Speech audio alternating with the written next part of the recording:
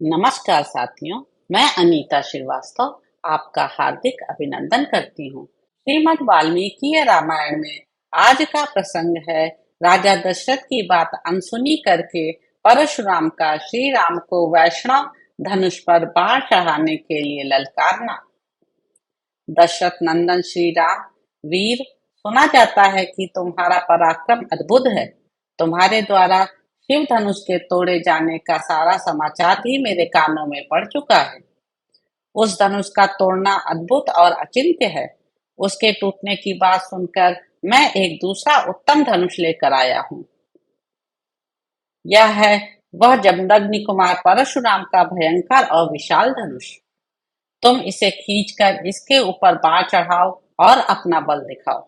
इस धनुष के चढ़ाने में भी तुम्हारा बल कैसा है, यह देखकर मैं तुम्हें ऐसा द्वंद्व युद्ध प्रदान करूंगा जो तुम्हारे पराक्रम के लिए स्पृहणीय होगा। परशुराम जी का वह वचन सुनकर उस समय राजा दशरथ के मुख पर विषाद छा गया।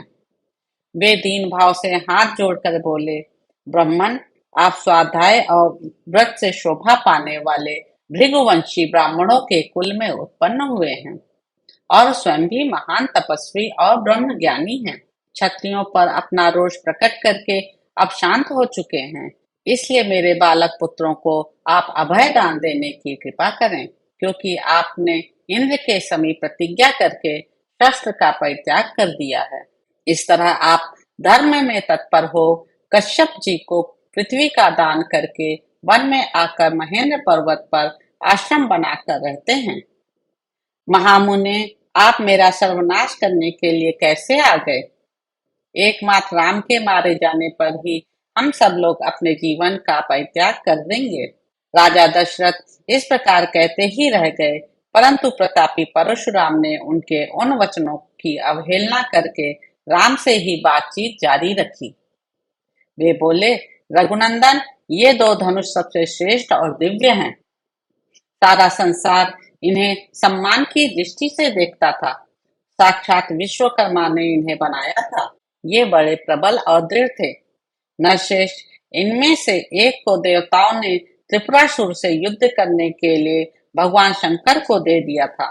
ककुस्थ नंदन, जिससे त्रिपुर का नाश हुआ था, वह वही धनुष था जिसे तुमने तोड़ डाला। और दूसरा दुर्धर्ष धनुष यह है जो मेरे हाथ में है। इसे श्रेष्ठ देवताओं ने भगवान विष्णु को दिया था। श्री राम, शत्रु नदी पर विजय पाने वाला वही यह वैष्णव धनुष है। ककुस्थ नंदन, यह भी शिव जी के धनुष के समान ही प्रबल है। उन दिनों समस्त देवताओं ने भगवान शिव और विष्णु के बलाबल की परीक्षा के लिए पितामह ब्रह्मा जी से पूछा था कि इन दोनों देवताओं में कौन अधिक बलशाली है।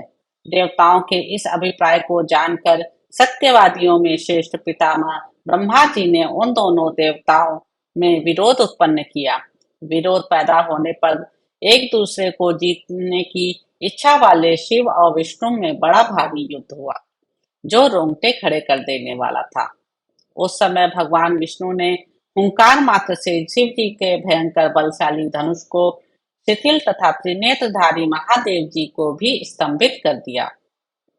तब ऋषि समूहों तथा चारणों सहित देवताओं ने आकर उन दोनों श्रेष्ठ देवताओं से शांति के लिए याचना की।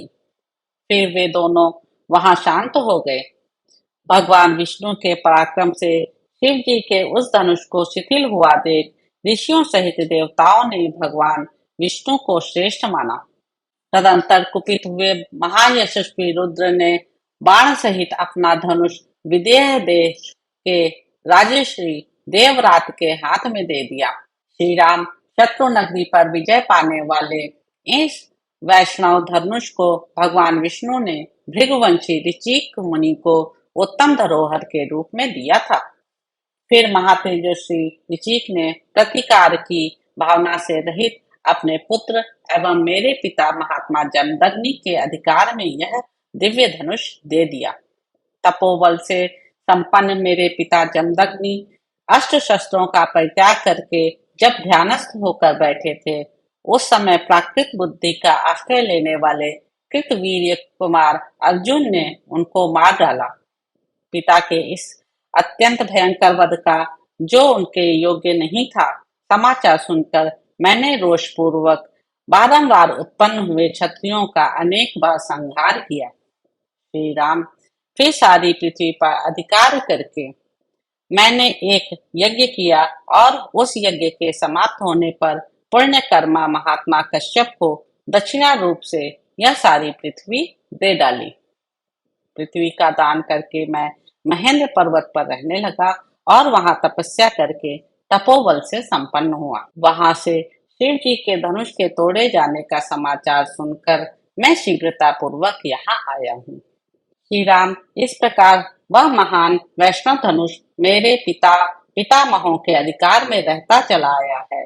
अब तुम क्षत्रिय धर्म को सामने रखकर यह उत्तम धनुष हाथ में लो और इस श्रेष्ठ धनुष पर एक ऐसा बाण चढ़ाओ जो शत्रु नगरी पर विजय पाने में समर्थ हो। यदि तुम ऐसा कर सके तो मैं तुम्हें द्वंद्व युद्ध का अवसर दूंगा। तो इस प्रकार साथियों, बालकांड में निहित 75वां सर्ग यहाँ पर समाप्त होता है।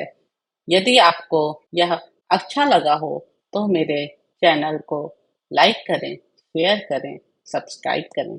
नमस्कार साथियों।